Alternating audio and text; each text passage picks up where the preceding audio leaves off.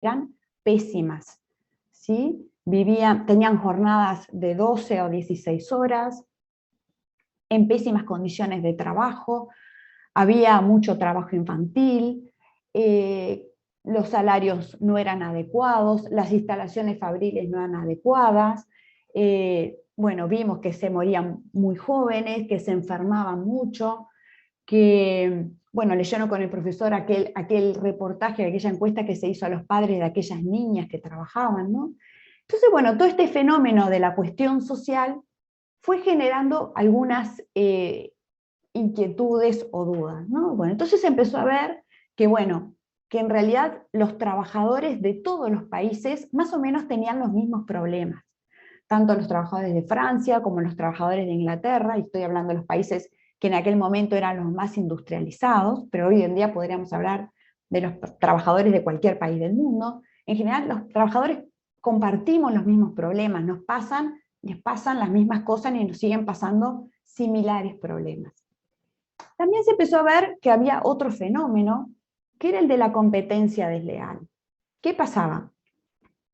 Si un empresario quería, y ahora lo vamos a profundizar un poquito más en las siguientes placas, pero si un empleador, un empresario quería mejorar las condiciones de trabajo de sus trabajadores, o inclusive si un país quería mejorar las condiciones de trabajo de sus trabajadores y, por ejemplo, limitar la jornada de trabajo, ¿qué pasaba? Su producto, ese aumento de costos lo tenía que traducir al producto que producía.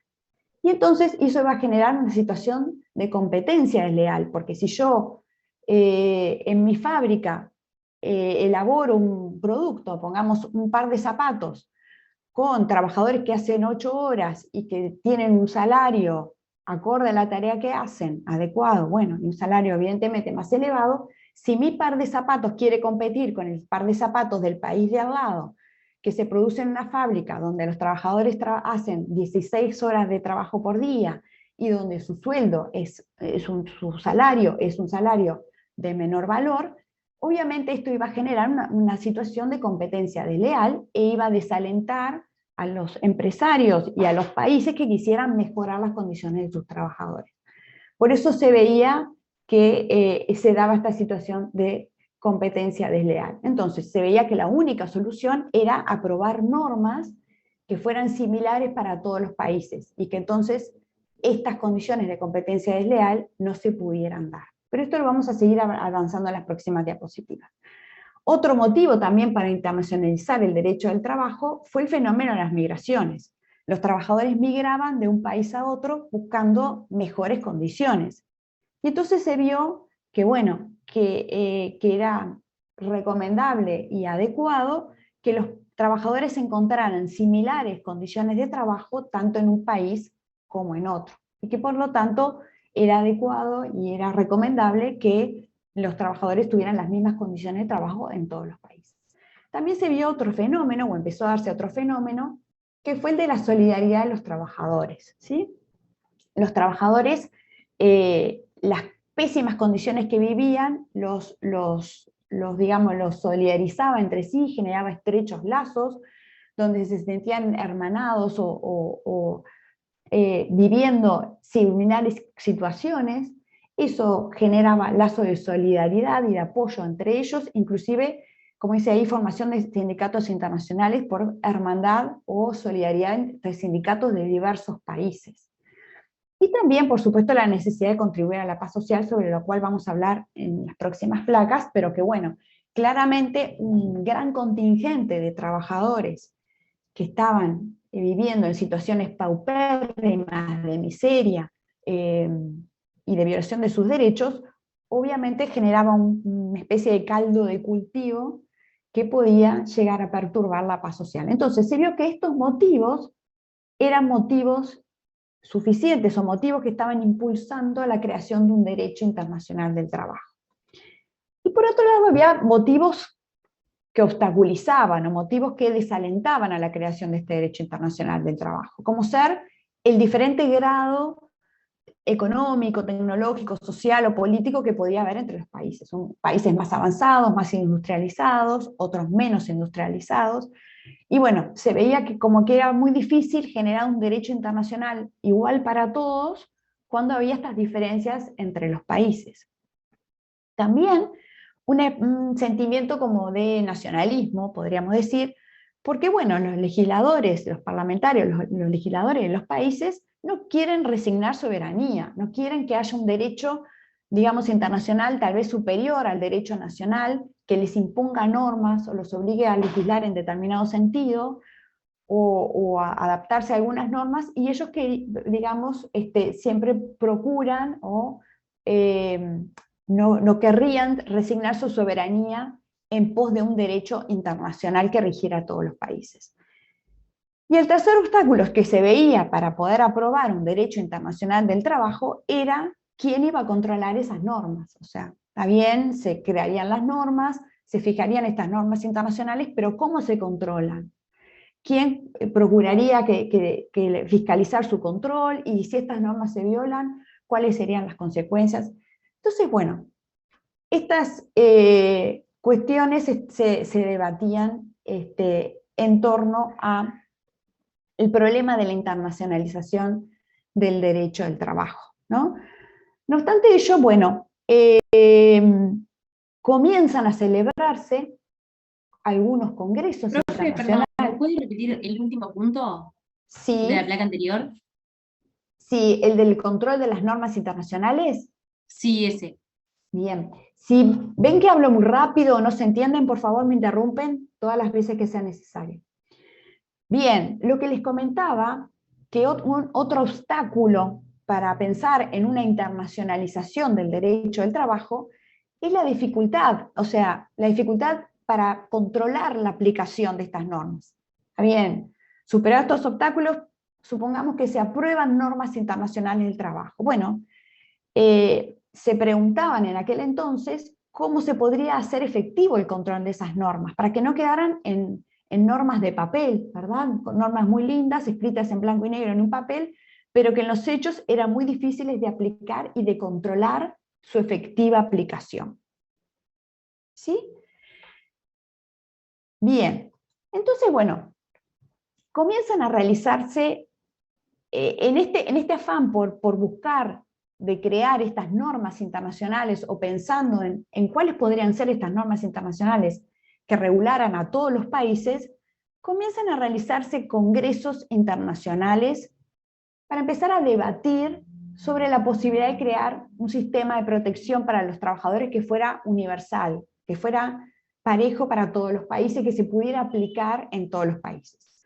Y entonces ahí comienzan a sucederse algunos congresos, en Berlín en 1890, en Berna en 1905, en París en 1906, o sea, comienzan a sucederse estas reuniones o estos congresos donde se empieza a dar este debate de las normas internacionales del trabajo. Si era posible crear un derecho internacional del trabajo y en ese caso, ¿cuál tendría que ser su contenido? ¿Sí? ¿Cómo se podrían aplicar sus normas? ¿Cómo controlar la efectividad? Todas estas cuestiones que estábamos hablando recién. Inclusive en el congreso que se celebró en París en 1906, se crea una asociación, la Asociación Internacional para la Protección Legal de los Trabajadores, que creo significó un mojón importante en este proceso o en esta historia de la creación de la OIT y de las normas internacionales del trabajo y del derecho internacional del trabajo, porque bueno, esta asociación una vez creada, primero inicia una compilación, una recopilación de todas las normas laborales de todos los países. Es decir, bueno, ¿cómo regulan todos los países sus problemas laborales? Hagamos una gran compilación para a partir de allí empezar a pensar cuáles pueden ser las normas internacionales del trabajo. E inclusive, a impulso de esta asociación, se aprueban dos convenios. Un convenio sobre el trabajo nocturno de la mujer, dos convenios que buscaban, dar respuesta a dos problemas de los más acuciantes que se estaba viendo en ese momento, un convenio sobre el trabajo nocturno de la mujer y un convenio sobre la prohibición del uso del fósforo blanco en la fabricación de cerillas. Las cerillas son los fósforos, ¿sí? Los fósforos que vemos hoy en día, que cada vez vemos menos, pero bueno, están los encendedores, pero los fósforos. Y en aquella época se usaba el fósforo blanco para la fabricación de cerillas. Y se había visto que este fósforo blanco es una sustancia cancerígena, así que todos los trabajadores que trabajaban, que se desempeñaban en las fábricas, que fabricaban estas cerillas usando el fósforo blanco, se morían muy jóvenes de cáncer. Y entonces esta asociación impulsó y logró que se aprobaran estos dos convenios sobre estos dos temas importantes. Es así que, bueno, como ustedes ven, como que comienza a caminar o a dar sus primeros pasos el derecho internacional del trabajo, digamos, o esta ambición o este impulso de crear normas internacionales del trabajo que regulara a los trabajadores de todos los países por igual, generando, digamos, como un piso mínimo que todos respetaran, hasta que estalla la Primera Guerra Mundial, que ustedes la deben tener mucho más fresca que yo, que la vieron en el liceo, la estudiaron, que bueno, que fue una conflagración a escala mundial, que abarcó muchos países, muchos territorios, que tuvo un efecto devastador muy importante, que bueno, destruyó ciudades, fábricas, cosechas, materias primas, productos. Además, al frente de batalla iban generalmente los hombres jóvenes, así que los países se fueron quedando sin mano de obra joven y trabajaban en las empresas las mujeres y los niños, porque los hombres habían ido al frente de batalla. Y por supuesto, además, la Primera Guerra Mundial dejó muchísimos muertos, mutilados, realmente fue un desastre, ¿no? Entonces, bueno, cuando finaliza la Primera Guerra Mundial, surge, como dice allí, un profundo deseo de paz y de justicia social. Digámoslo como que era el estado del alma o un sentimiento generalizado de que eso terrible que había sucedido, que fue esa Primera Guerra Mundial, con ese efecto devastador en vidas y en bienes y en patrimonio de la humanidad entera, sobre todo en los territorios en los que se batalló, eso no debía suceder nunca más, había que procurar evitarlo por todos los medios. Es así que cuando se reúnen en Versalles, en París, digamos, el Congreso que fue a redactar el Tratado de Paz de Versalles en el año 1919, se forman distintas comisiones para redactar cada uno de los temas o capítulos de este Tratado de Versalles, este Tratado de Paz de Versalles, que era el tratado que ponía fin a la guerra. Y una de las comisiones que se crea, que se instala, es la Comisión de Legislación Internacional del Trabajo.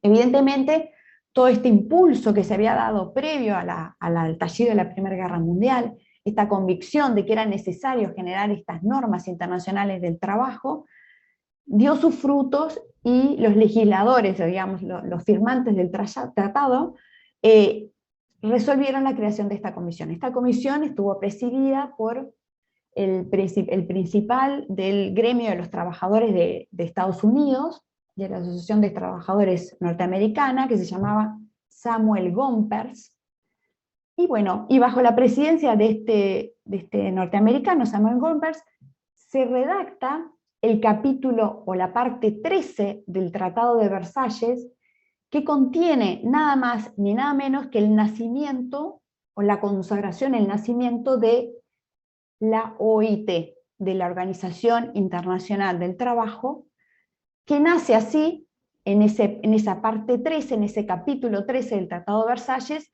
nace como un organismo dependiente de la Sociedad de las Naciones. ¿Se acuerdan que cuando finaliza la Primera Guerra Mundial se instala en la Sociedad de las Naciones, formada por el concierto de países que buscaban la paz social y cuyo fin era, el objetivo de la Sociedad de las Naciones justamente era evitar que una nueva conflagración bélica pudiera nuevamente sucederse o darse, y que entonces, bueno, por eso se creaba. Entonces, bueno, ahí tenemos el nacimiento de la OIT, que nace allí.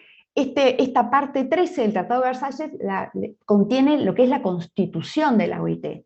Tiene, como toda constitución, tiene un preámbulo, que lo vamos a estudiar ahora en unos minutos, tiene un preámbulo, y tiene después el articulado, que establece, bueno, qué es la OIT, los órganos que la integran, cuáles son las funciones de estos órganos, cuál es el principal funcionamiento de esta organización, que nacía entonces a la vida allí en el año 1919 en el Tratado de Versalles.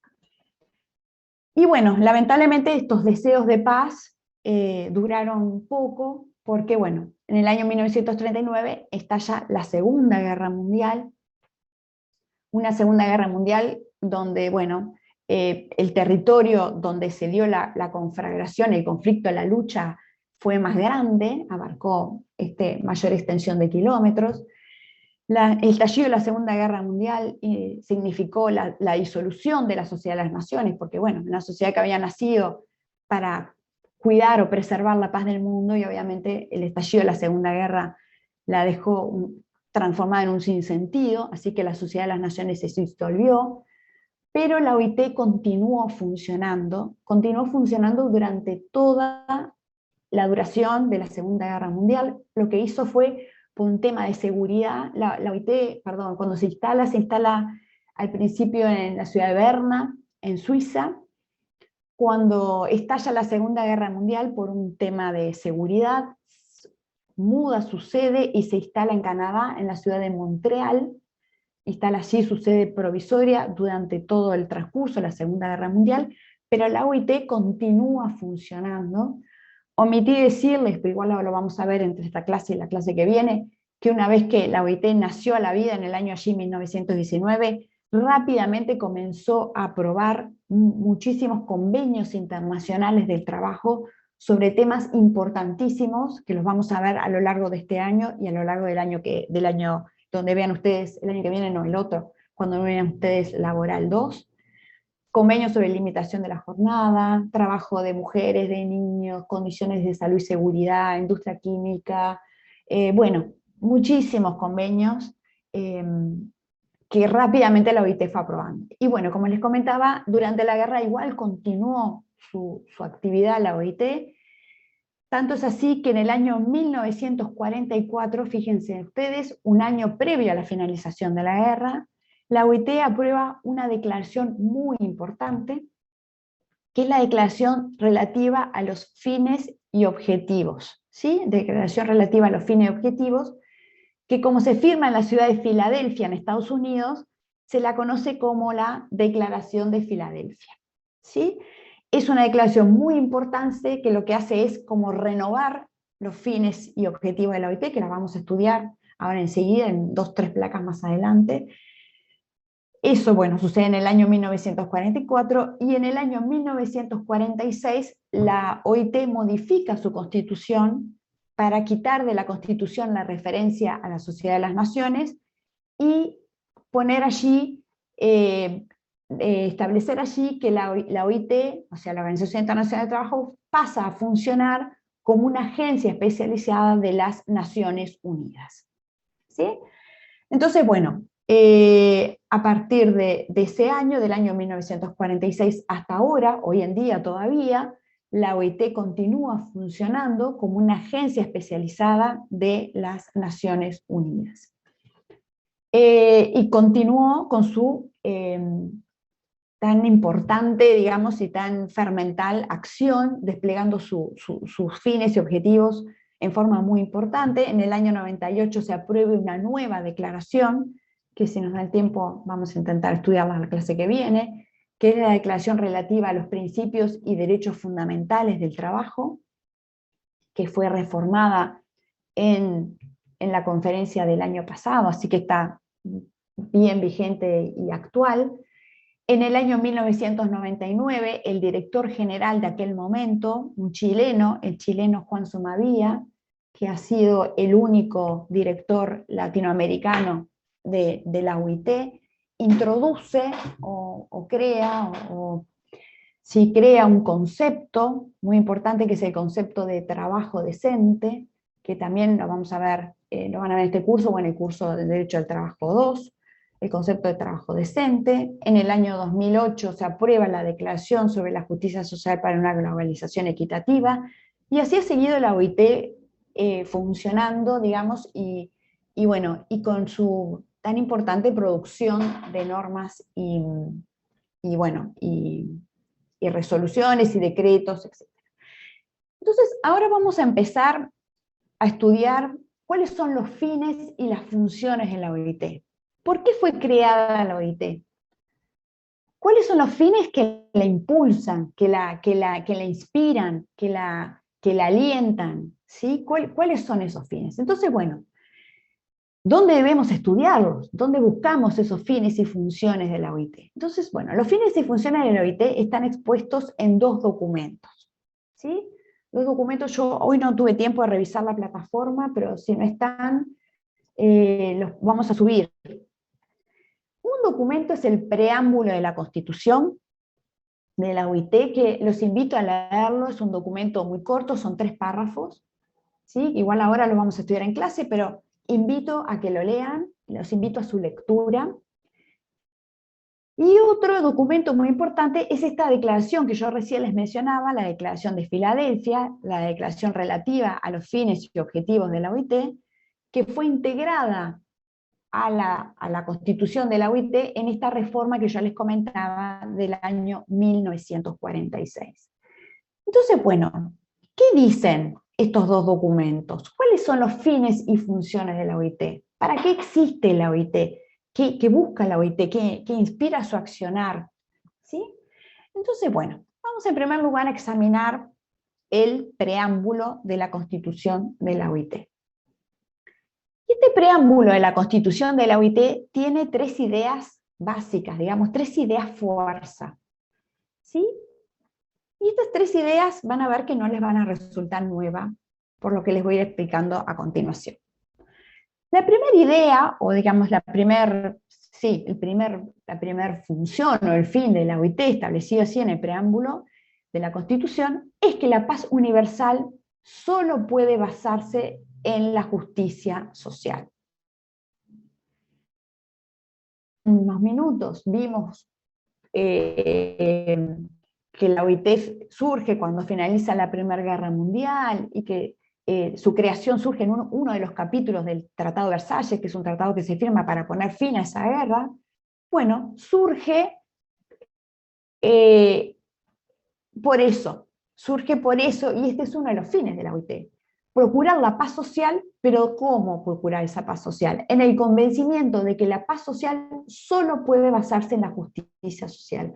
Acá aparece un concepto muy importante, que es un concepto moderno, que es el concepto de justicia social, que está más desarrollada en la Declaración de Filadelfia. Ya te doy la palabra, Federico, que está más desarrollada en la Declaración de Filadelfia, pero que básicamente lo que está diciendo este concepto es que no es posible tener o asegurar paz universal en tanto no existan condiciones que permitan a todos los seres humanos obtener su bienestar material, su desarrollo espiritual en igualdad de condiciones. O sea, existiendo grandes contingentes de trabajadores viviendo en paupérrimas y pésimas y miserables condiciones de vida y de trabajo, eso es un peligro constante e inminente para la paz universal. Sí, Federico, adelante.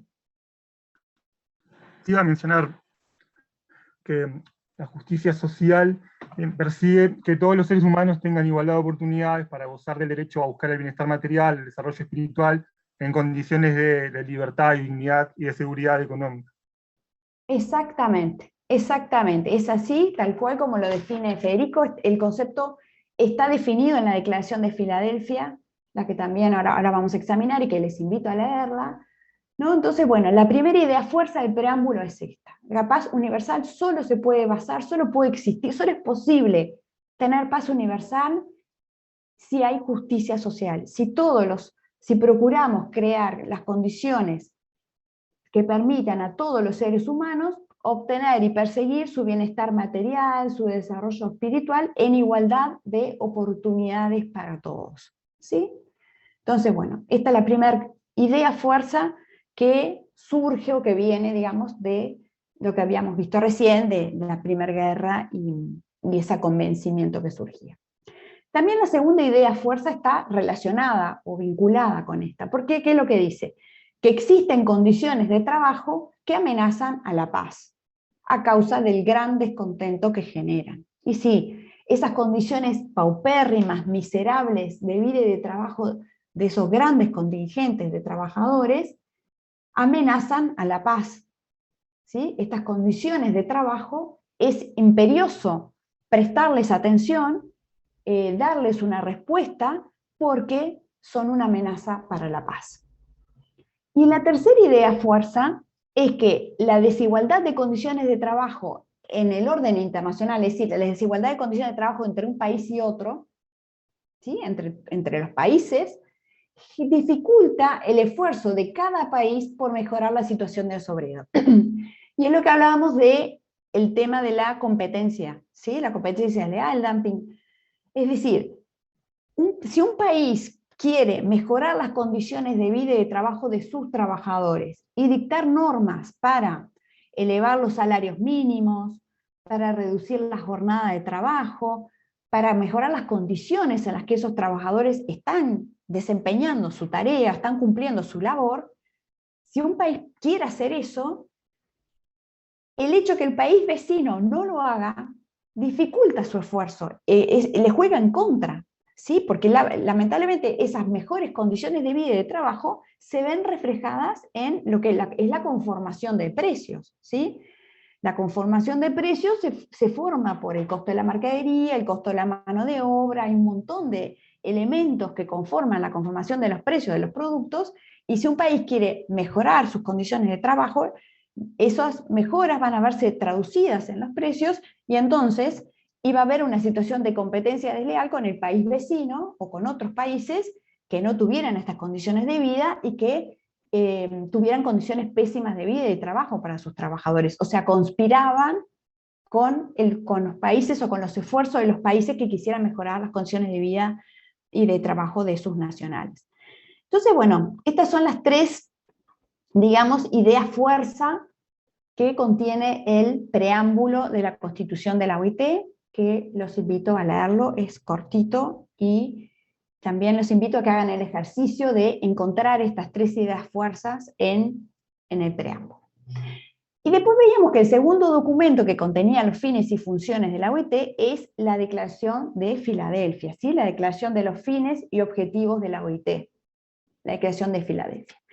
Esta declaración lo que contiene, como dice ahí, no es que los cambia ni los modifica, pero lo que hace es actualizarlos. ¿Vieron cuando ustedes, yo pensando, preparando la clase, pensaba a buscar algún ejemplo de esto, y se me ocurrió cuando uno está en la computadora con algo y le da actualizar, ¿sí? Está en una página y le da actualizar a la página. Uno no pierde la página, pero la página se actualiza con nuevos contenidos de lo mismo, ¿sí? De la misma página a la que uno está. O cuando uno le da refresh a veces a algún programa o a un sistema, ¿sí? O sea, son los mismos contenidos que se actualizan, se revitalizan, ¿sí? Y lo que hace ahí la declaración, que ahora lo vamos a analizar de Filadelfia, ¿qué hace? Amplía los contenidos, el campo de acción de la OIT que estaba establecido en el preámbulo, pero ¿cómo lo amplía? Entendiendo o comprendiendo que todos los problemas sociales que acabamos de ver y que se examinan en el preámbulo de la OIT están íntimamente relacionados con los temas financieros, económicos y productivos. O sea, no se puede dar solución a los problemas sociales sin meter en el paquete, u obviando, digámoslo, por decirlo de otra manera, obviando los temas productivos, económicos y financieros. Entonces, ¿cuáles son entonces las cuatro ideas fuerza o las cuatro ideas principales que contiene la Declaración de Filadelfia? Entonces, también los invito a leerlas, también es algo breve, y los invito como ejercicio a que la lean y que traten de identificar estas cuatro ideas fuerza en la Declaración de Filadelfia. Y bueno, la primera idea fuerza, que está así, tal cual escrita en la Declaración de Filadelfia, dice que el trabajo no es una mercancía. ¿Y qué quiere decir esta afirmación? Que el trabajo no es una mercancía. ¿Qué está diciendo? Si pensamos en mercancía, pensamos en compra y venta de productos, ¿no? Una mercancía es un bien, un producto que se compra y se vende, ¿sí? Que hay intercambio comercial.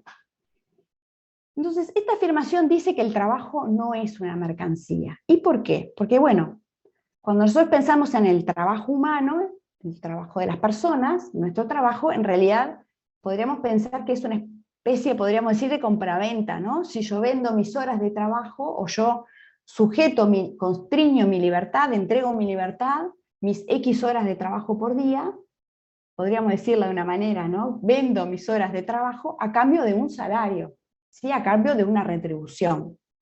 Entonces, en cierto sentido, se podría afirmar, en cierto sentido, podría decirse, bueno, es una mercancía, se vende, no sé, ¿no? Se entrega, se constriñe esas horas de trabajo, esas horas de libertad, a cambio de un salario.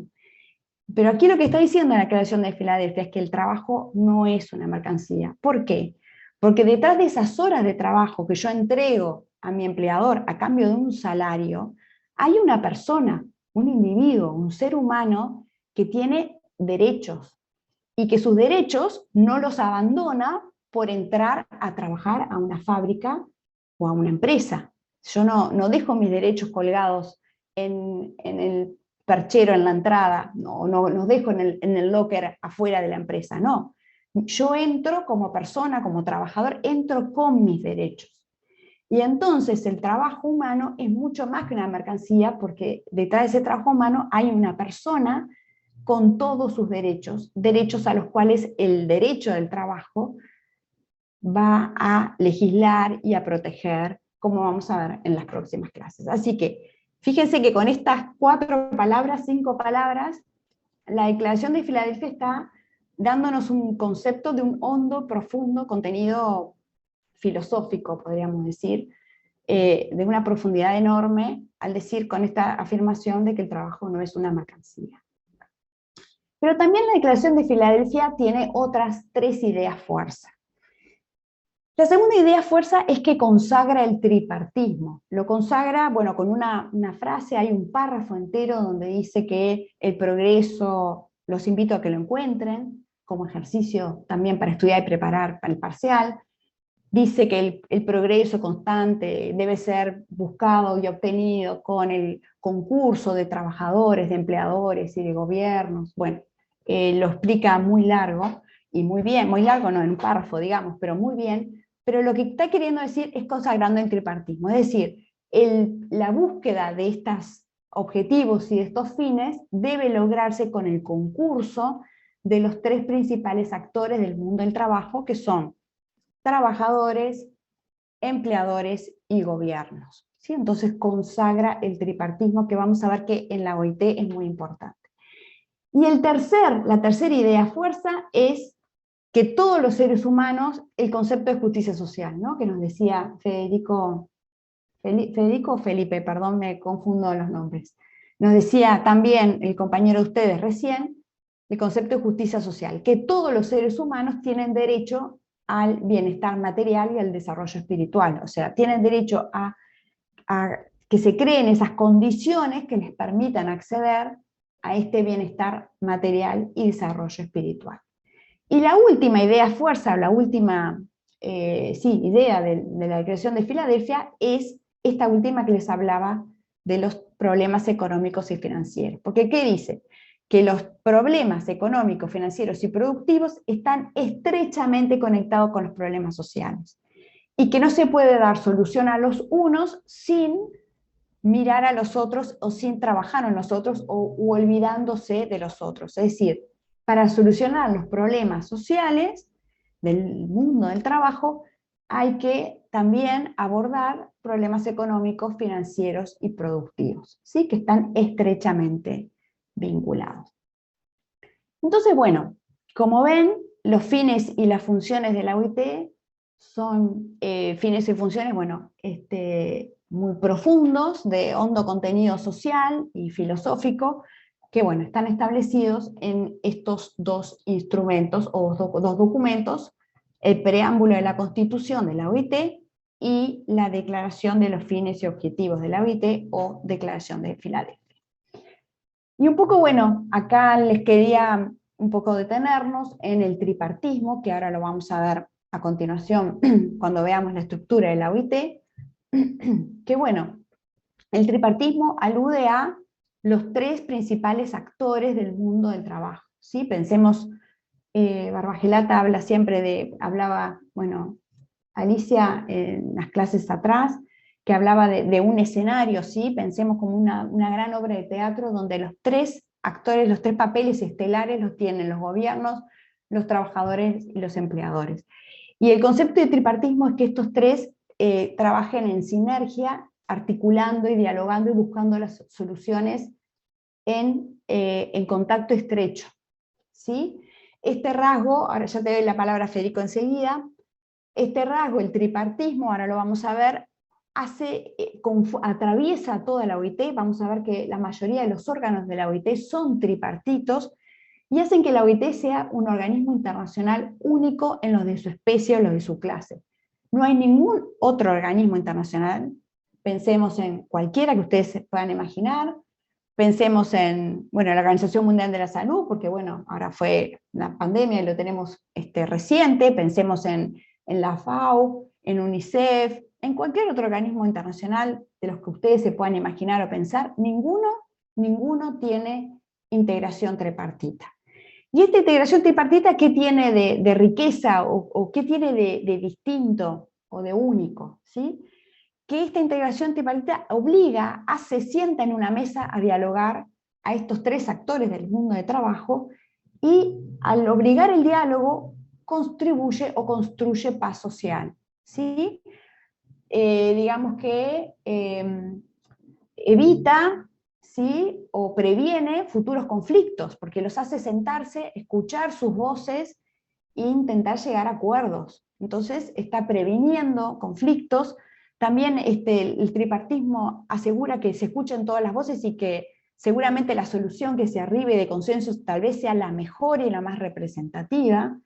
Y también da más fuerza y apoyo a lo aprobado. Una solución que se arriba o se obtiene de modo tripartito es una solución que tiene un amplio consenso de apoyo, porque los apoyaron los empresarios, los apoyaron los trabajadores y lo apoyaron los gobiernos. Sí, Federico, adelante. Sí, agregar a lo que tú decías, que el tripartismo implica que las partes deben buscar soluciones, trabajando, cooperando entre ellos, y en pie de igualdad, quería agregar.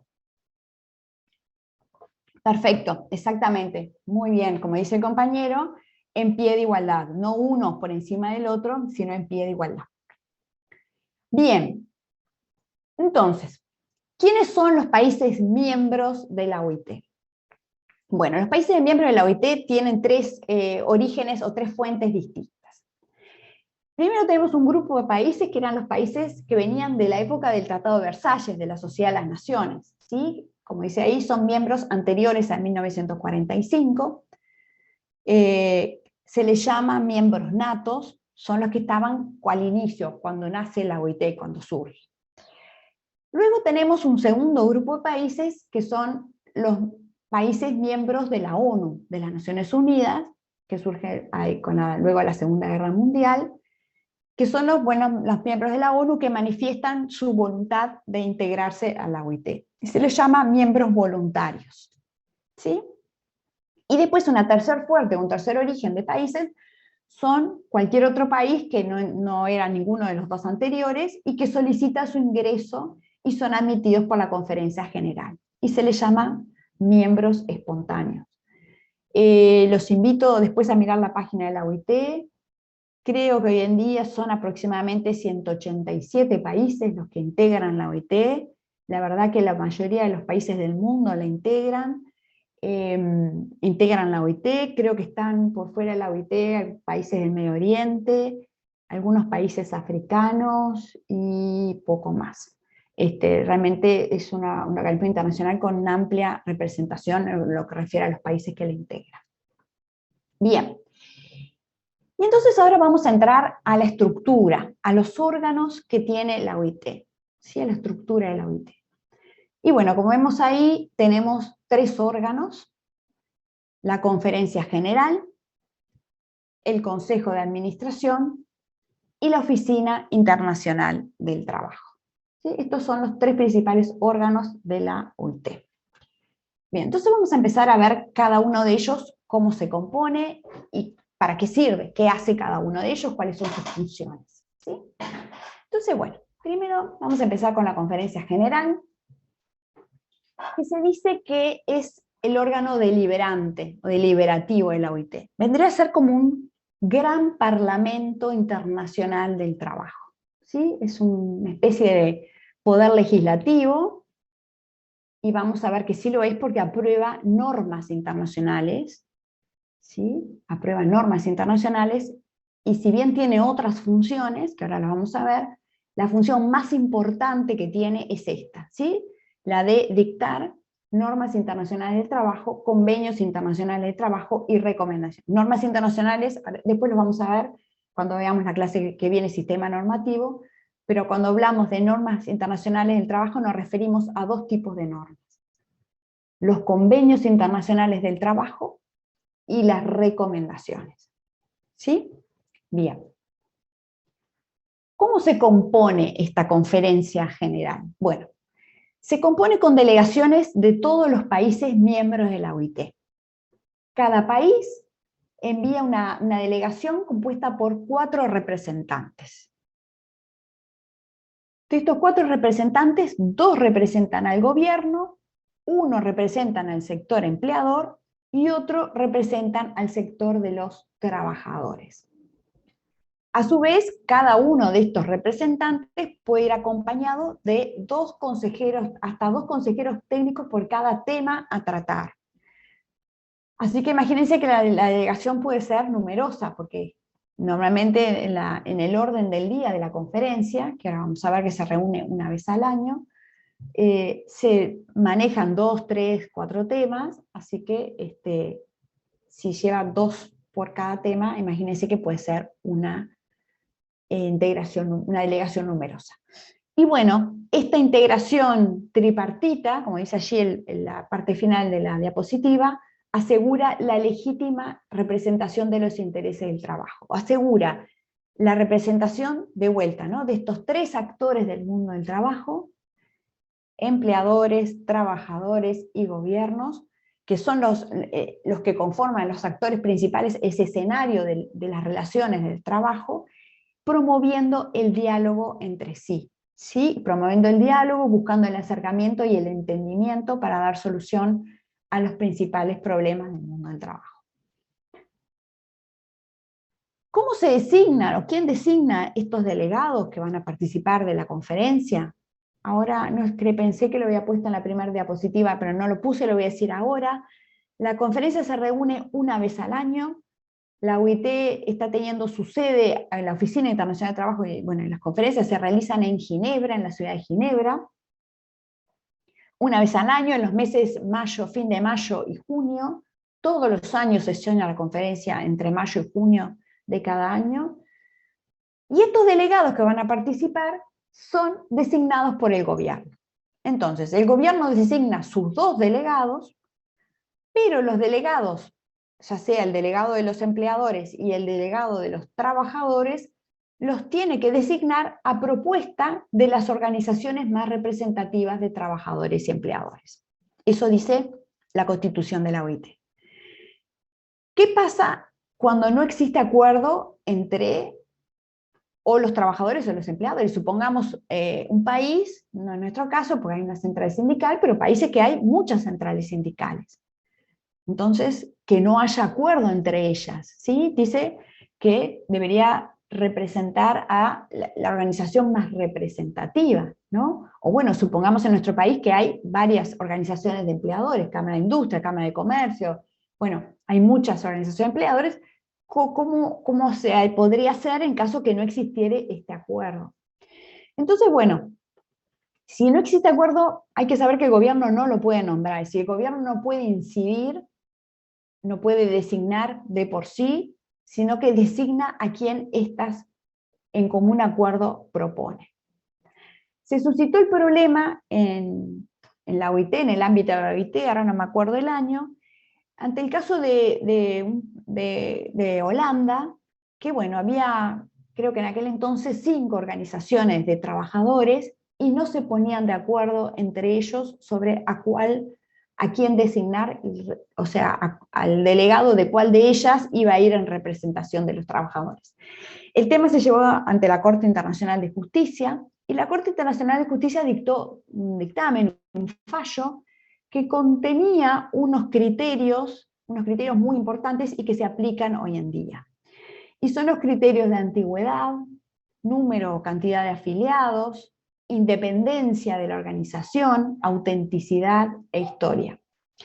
¿Qué quieren decir estos criterios? Que bueno, en caso de que no exista acuerdo, se deberá procurar o designar a la organización que agrupe la mayor cantidad de estos criterios. Es decir, no prima uno sobre otro, no prima la antigüedad sobre la cantidad de afiliados, o no prima la cantidad de afiliados sobre la historia, o la independencia, o la autenticidad, sino que sumando todos estos criterios habrá que hacer un examen de las organizaciones y ver cuál de ellas reúne la mayor cantidad de estos, para decir que, bueno, que sea el delegado de esta el que integre, que participe de la conferencia. No olvidemos que para las delegaciones, para los trabajadores, empleadores, es importante concurrir a la conferencia porque allí se negocian temas vinculados al mundo del trabajo, y a veces pueden existir visiones distintas entre una organización y otra, y por eso es un tema importante el resolver quién va. Entonces, bueno, se resuelve usando estos criterios. En aquel entonces, este caso holandés, se resolvió, la Corte lo resolvió utilizando estos criterios. Y bueno, ¿cuáles son las funciones de la conferencia? Bueno, la principal, la más importante, como yo les decía, es la función legislativa, ¿sí? Dicta convenios internacionales del trabajo, recomendaciones, declaraciones y resoluciones. Vamos a ver la clase que viene que si bien dicta estos 4 tipos de instrumentos, las normas internacionales del trabajo son las dos primeras, los convenios internacionales y las recomendaciones.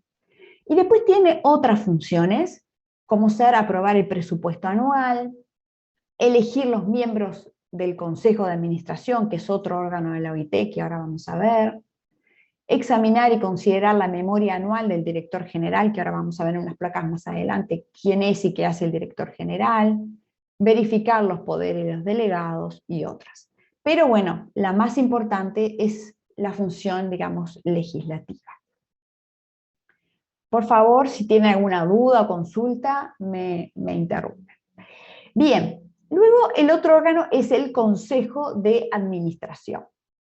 Este Consejo de Administración, si bien vimos que la Conferencia General era como el órgano deliberante, el Consejo de Administración podríamos decir que es el órgano directivo, ¿sí? Entonces, su principal función, así como el de la conferencia era su función legislativa, en el caso del Consejo de Administración su principal función es la de entender en las denuncias y las quejas que presentan los países ante el incumplimiento de los convenios internacionales del trabajo. ¿Sí?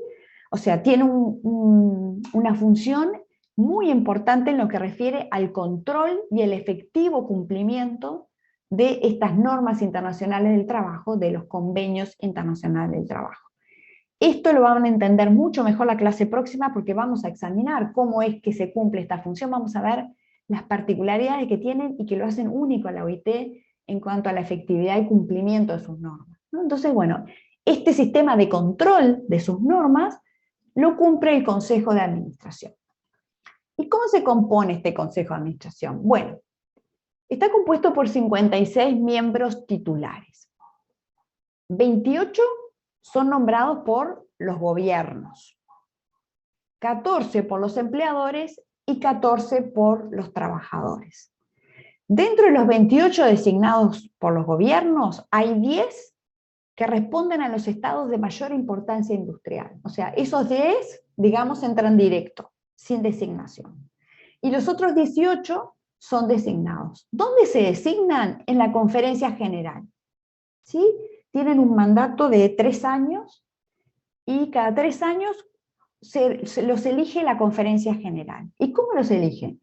Los representantes, los delegados de los gobiernos eligen a los 28, bueno, o 18 de los gobiernos, los delegados de todos los trabajadores de todos los países del mundo eligen sus 14 que van a integrar el Consejo de Administración, y los delegados de todos los empleadores de todos los países que están allí en la conferencia, eligen a los 14 que los van a integrar en el Consejo de Administración.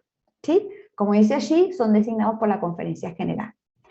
Y dentro de la conferencia, dentro del Consejo de Administración, que no me salió en el anterior, pero bueno, tendríamos que haberle puesto 2 circulitos adentro, funcionan 2 comisiones. Uno es el Comité de Libertad Sindical, y el otro es la Comisión de Expertos en la Aplicación de Convenios y Recomendaciones. Hoy no los vamos a explicar cómo se integran y cuáles son sus funciones, porque para que no tengan mucha mezcla de tantos órganos y tantas integraciones, pero además porque los vamos a estudiar más a fondo en la clase que viene, porque tienen mucho que ver con los temas de control de las normas internacionales de trabajo, y entonces allí los vamos a estudiar. Pero bueno, para que cuando nos nombremos en la clase que viene sepan de dónde vienen, vamos a dejar hoy dicho, para que sepan que estas 2 comisiones funcionan en el seno del Consejo de Administración. Y bueno, las funciones, como vimos, la más importante es esta función de contralor de normas internacionales del trabajo, entender en las denuncias y quejas por el incumplimiento de los convenios internacionales del trabajo, esa es la más importante. También tiene otras, como fijar el orden del día de la conferencia, elegir al director general de la OIT, establecer de qué forma los países van a informar sobre el cumplimiento de estos convenios internacionales, que se llaman memorias, que también lo vamos a ver todo eso a fondo en la clase que viene, entre otras funciones que tiene el Consejo de Administración. Y el último órgano, digamos, que integra la Organización Internacional del Trabajo es la Oficina Internacional del Trabajo. Esta Oficina Internacional del Trabajo, si bien vimos que uno era como el órgano deliberante o el Parlamento, que el otro era como el órgano, el Consejo Directivo, el que dirigía, ¿no? Podríamos decir que la Oficina Internacional del Trabajo vendría a ser como la Secretaría, ¿sí? Para entenderlo en términos que todos entendamos. Vendría a ser como la Secretaría Permanente de la OIT, el órgano ejecutivo. Es la que ejecuta y lleva adelante todo lo que resuelve la Conferencia General y el Consejo de Administración. ¿Sí? Como dice allí, es el responsable de la ejecución del conjunto de las actividades de la OIT. Esta Oficina Internacional del Trabajo está presidida por un director general, el director general de la OIT, que es designado por el Consejo de Administración, que tiene un mandato, si no me acuerdo, se renueva cada 5 años. Latinoamericano, yo les mencionaba hoy más temprano, hubo uno solo, un chileno, Juan Somavía, y los demás han sido de distintos países. También es importante que sepa que los funcionarios de la OIT representan, o se trata de que representen a todos los países del mundo, son de diversas nacionalidades, diversas culturas, diversos orígenes, diversas cosmovisiones del mundo, así que todo el funcionariado, que es enorme, allí tienen, bueno, una foto, es la oficina de la OIT, es un edificio enorme, donde allí trabajan todos estos funcionarios internacionales, que trabajan en la oficina y que provienen de todos los países del mundo y representan a todas las culturas y cosmovisiones y maneras políticas y sociales y culturales de ver el mundo. Bueno, como dice allí, tiene su sede en Ginebra, y después tiene oficinas regionales en diversos lugares del mundo. En el caso de Uruguay, nosotros dependemos de la oficina regional en Santiago de Chile, y en nuestro país hay una oficina vinculada, es Interfor, que es vinculada a documentación y lleva adelante algunos programas vinculados sobre todo al tema empleo. Bueno, la oficina, además, como dice allí, tiene un centro de documentación monumental donde recopila información sobre los sistemas laborales de todos los países del mundo, realiza investigaciones, publica estudios especializados, hace informes, edita revistas. Bueno, ahí tienen algunas de las funciones. Compilación y distribución, como dice ahí, de toda la información relativa a las condiciones de vida y trabajo de los trabajadores de todos los países del mundo. porque bueno, es información de base que sirve, hace estadísticas, estudios, investigaciones, realiza misiones de estudio en los países que van teniendo dificultades, eso lo vamos a ver sobre todo en la clase que viene, países que van teniendo dificultades a implementar normas o convenios. La Oficina Internacional manda una misión al país que se instala 1, 2, 3 meses y brinda asistencia técnica al país para que pueda, digamos, avanzar en el tema que esté teniendo dificultades o precise apoyo. Desarrolla programas de asistencia técnica y de colaboración. Países que quieren, por ejemplo, sacar adelante algún programa de algún tema vinculado, por ejemplo, a empleo, o situaciones vinculadas, no sé, estoy pensando en trabajo infantil. Nuestro país ha recibido, Uruguay, ha recibido misiones de estudio y ha recibido apoyo y ayuda técnica para elaborar programas, sé los de trabajo infantil, sé programas vinculados al empleo, pero bueno, brinda asistencia a los gobiernos y también a los actores sociales, ¿sí? Vamos empezando a ya ponerles nombre, los vamos a ir viendo en las siguientes clases, está muy al principio del curso, pero bueno, cuando hablamos de actores sociales, hablamos de los trabajadores, los empleadores, ¿sí? Entonces también brinda asistencia a los empleadores y a los trabajadores en caso de estos necesitarlos también. Y bueno, al frente de esta oficina, yo les mencionaba, está el director general, ¿sí? Que bueno, se busca de que vaya teniendo distintas nacionalidades. Este director general, digamos, es como la cabeza de la oficina, pero una vez al año prepara un informe que se llama Memoria, que lo presenta cada año en junio, en mayo-junio, cuando se reúne la conferencia general. Cuando se reúne la conferencia general, presenta esta memoria. Y esta memoria va cambiando, todos los años la van haciendo sobre distintos temas de interés del momento, cuestiones que requieren la atención y el estudio y la investigación del momento.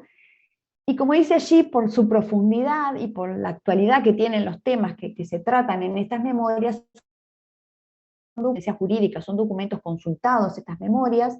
Yo les decía hoy más temprano, en una de estas memorias, Juan Somavía, el director general chileno, que fue el único latinoamericano que según creo hubo hasta ahora, bueno, este director crea o construye el concepto de trabajo decente, un concepto muy importante que bueno, ha tenido una aplicación práctica muy importante y que tiene una vigencia todavía en la actualidad en nuestros días.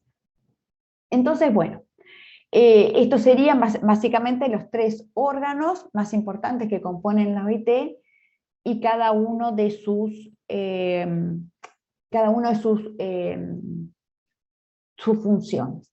Yo no sé cómo estamos de tiempo, pero si me da el tiempo quería entrar con ustedes, sí, capaz que puedo entrar un minuto, quería entrar con ustedes a la página de la OIT por si ustedes no entraron hoy. Voy a dejar de compartir pantalla y voy a desplegar la página de la OIT, porque quería, si no la abrieron ustedes, quería verla con ustedes. Ahí está.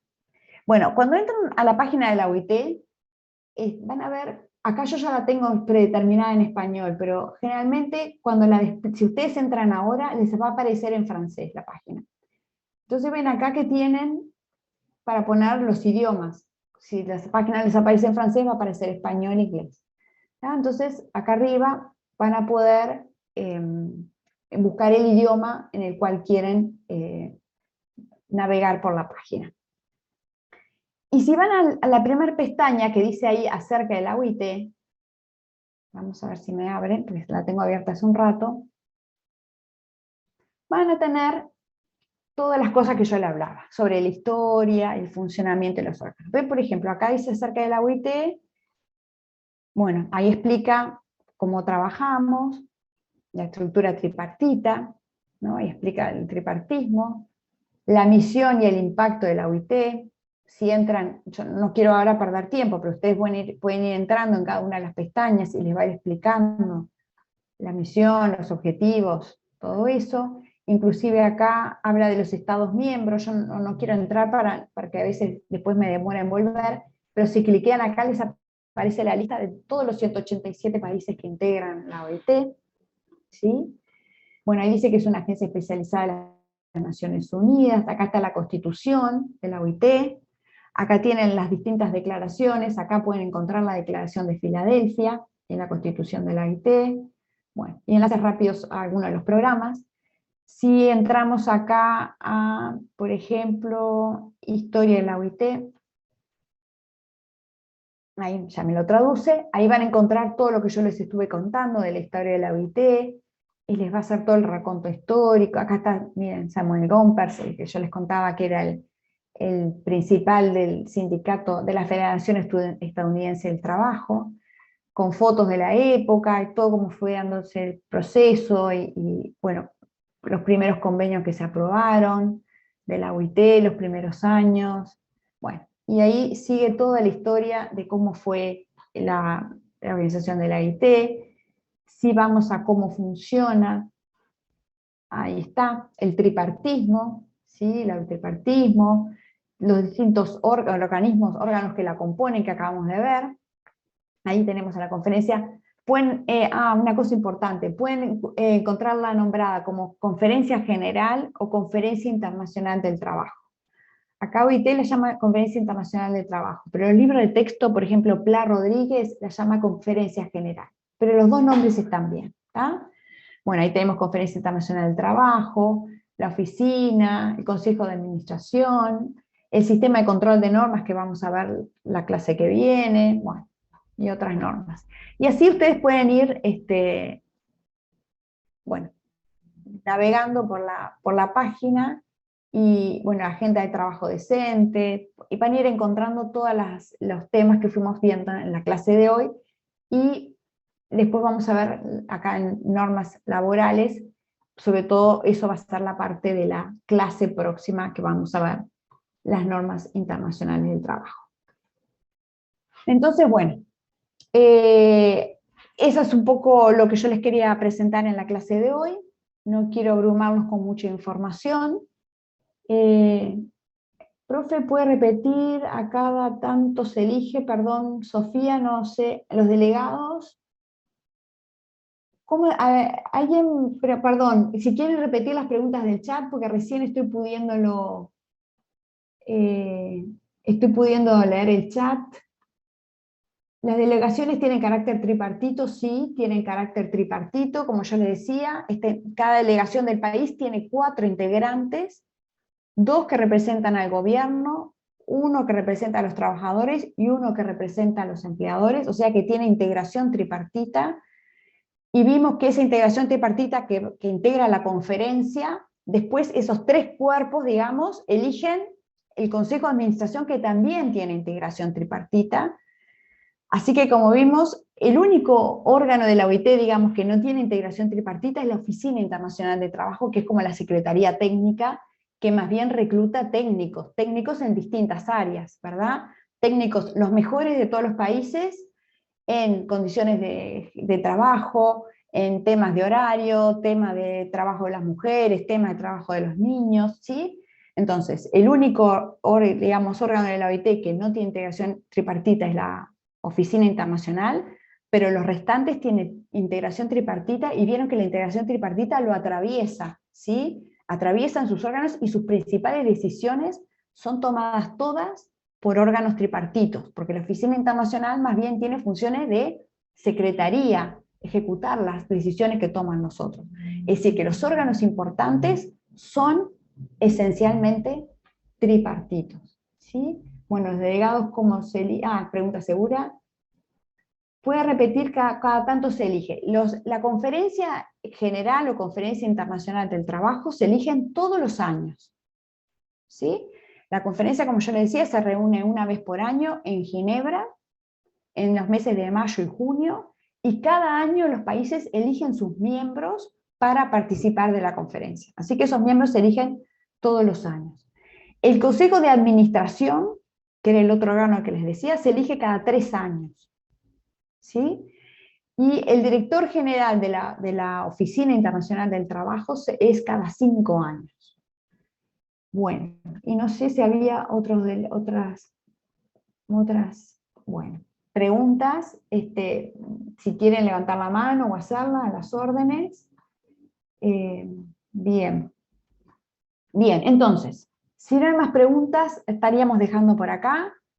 La clase que viene vamos a ver los otros 2 temas más importantes de la OIT, pero bueno, hoy teníamos que presentárselas a ustedes. La clase que viene vamos a ver las normas internacionales del trabajo, un tema muy importante para la asignatura este año y para Derecho al Trabajo 2, y el sistema de control de estas normas, que también es algo bien especial que tiene esta organización y que lo hace única y bastante particular en lo de su especie. De hecho, el sistema de control de normas ha sido copiado por otros organismos internacionales. Así que bueno, nada, eso lo vamos a ver la clase que viene. Si lo quieren leer de la página de OIT, del libro de Prat Rodríguez, del libro del profesor Razo, el de Tapas Grises, bueno, todos esos lugares lo pueden encontrar. Entonces, bueno, no sé si alguien quiere decir algo más. Ah, está, el profesor Alejandro. Bien, entonces, bueno, estaríamos viéndonos en la clase del lunes para seguir con estos temas. Que tengan buen fin de semana y que... Muchas gracias, buen fin de semana. Muy buena la Muchas clase. gracias. Chau, chau. Muchas gracias. Muy linda clase. Chau, chau. Buenas noches. Gracias, linda clase.